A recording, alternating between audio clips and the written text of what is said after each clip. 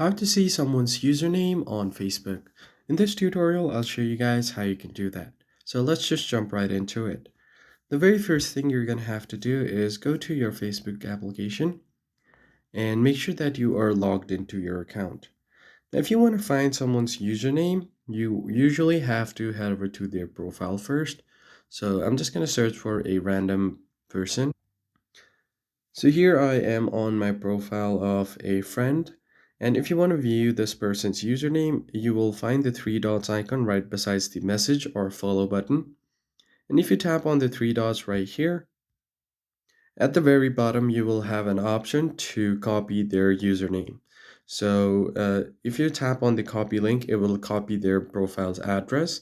And right besides facebook.com/, this would be their username. So if you just type in this username, their profile will show up on Facebook. So let's just see another one. If you tap on the profile icon and if you scroll down, you will find their username like this. And that's how you can find username of any Facebook profile. I hope this tutorial was helpful to you guys, and I'll see you on the next one.